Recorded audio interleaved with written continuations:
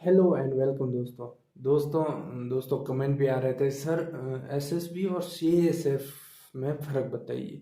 क्योंकि बाकी फोर्स है तो भाई हम अपन को भी पता है और आपको भी पता है कि बाकी वाली फोर्सों से एसएसबी और सीएसएफ यही दो फोर्स हैं जिनकी कट ऑफ भी ज़्यादा जाती है। और कट ऑफ ज़्यादा जाने का क्या कारण है? कारण यही है कि इनमें थोड़ी सुविधाएं अच्छी है, इसलिए इनकी थोड़ी कट ऑफ ज़्यादा जाती है। तो ये इन दोनों में कौन सी बेस्ट है, इस फोर्स के बारे में आपको बताना है। तो मैं ये दोनों फोर्सों के बारे में बता देता हूँ, फिर आप खुद कंक्लूजन पे पहुंच जाना कि भाई कौन सी आपके लिए बेस्ट फोर्स है।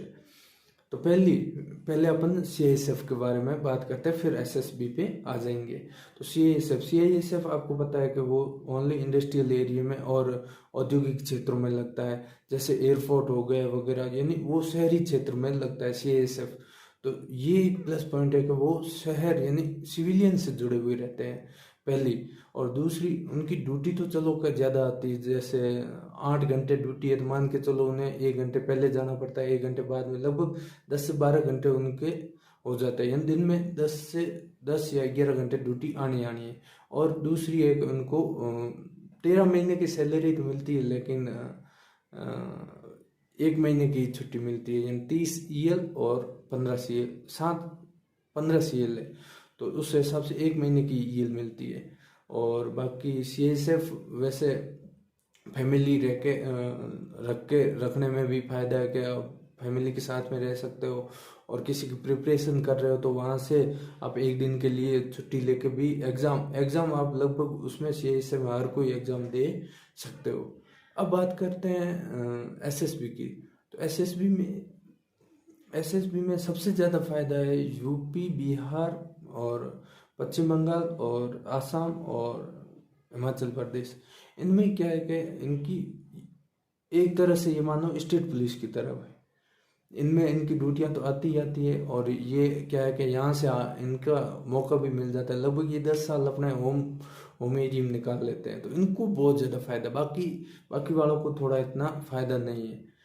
तो ये चीज़ हो गई। अब एसएसबी की ड्यूटियों में ये है कि ये ज़्यादा आउट ड्यूटी में रहती है, जैसे इलेक्शन हो गए, तो इलेक्शन वगैरह इनसे क्या है कि आउट ड्यूटी में इनको 15,000 का तो वो बन जाता है, 1 महीने में टी बन जाता है, 500 रुपये डेली का।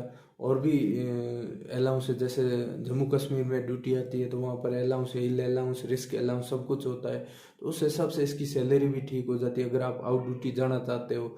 और एसएसबी की ड्यूटी भी सरल है, जैसे नेपाल और भूटान बॉर्डर, ये आपको पता है। हाँ, तो उस हिसाब से आप देख सकते हो कि क्या चीज़ करनी है क्या नहीं करनी है।